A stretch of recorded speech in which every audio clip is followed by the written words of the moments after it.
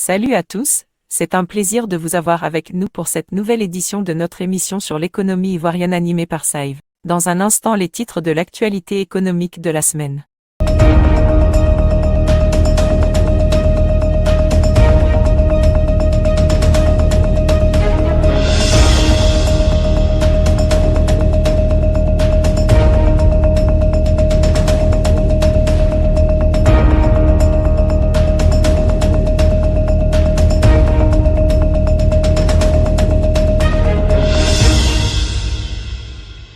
Souveraineté alimentaire, des experts préconisent le renforcement des systèmes des petits exploitants agricoles. Décryptage en profondeur avec notre expert en veille. Bonjour Sibo.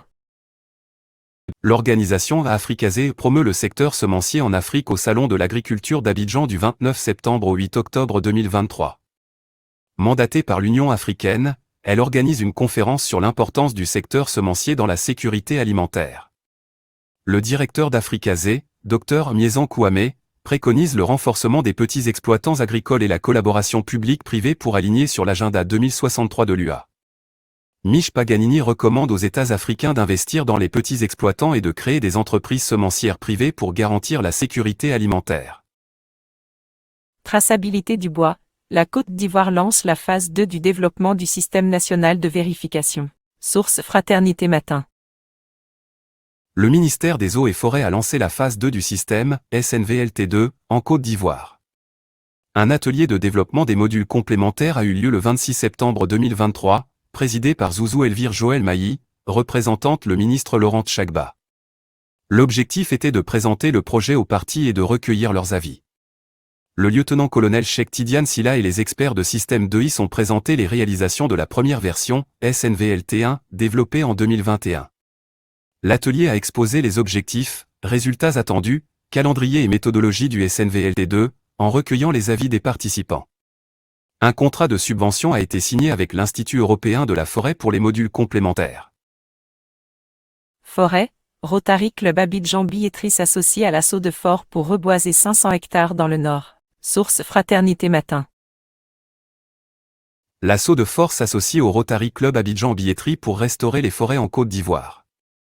L'accord a été signé le 26 septembre 2023 au siège de l'assaut de Fort à Abidjan-Cocody. Le Rotary prévoit de reboiser 500 hectares à Sinématiali, Korogo, Ferké, Boundiali, Odiéné et Kouto, en s'appuyant sur l'expertise de l'assaut de Fort. Le président du Rotary, Djibril Michael II, mobilisateur des fonds et impliqué à la société civile et les entreprises. L'assaut de Fort guidera le choix des sites et des essences, encadrant les Rotariens pour garantir le succès du reboisement.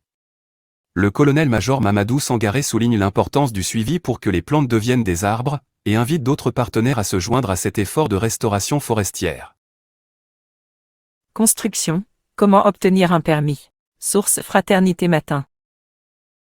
Pour obtenir un permis de construire en Côte d'Ivoire, il faut une parcelle avec preuve de propriété et les documents requis, certificat de propriété foncière, CPF, certificat de mutation de propriété foncière, CMPF, arrêté de concession définitive, ACD, lettre d'attribution, LA, et arrêté d'occupation temporaire ou bail emphytéotique. La demande de permis se déroule en deux phases. Dans la première phase, il faut obtenir des visas et le certificat d'urbanisme, CU. Les visas de la CIE, de la SODECI, et de la Direction de l'assainissement et du drainage, DAD, informent sur les réseaux existants.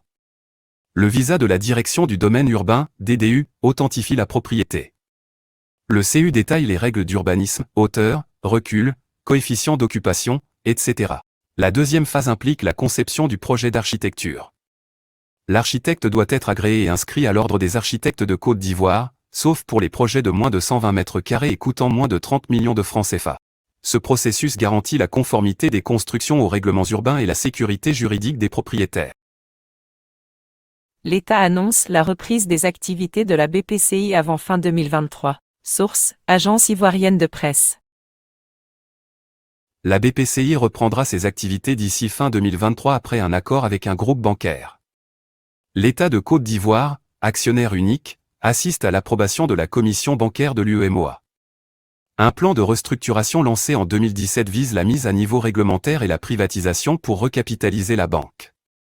Sous Issa Fadiga, la BPCI a progressé de 2018 à 2022, renforçant sa gouvernance, sa conformité réglementaire, son PNB, son portefeuille et ses infrastructures informatiques.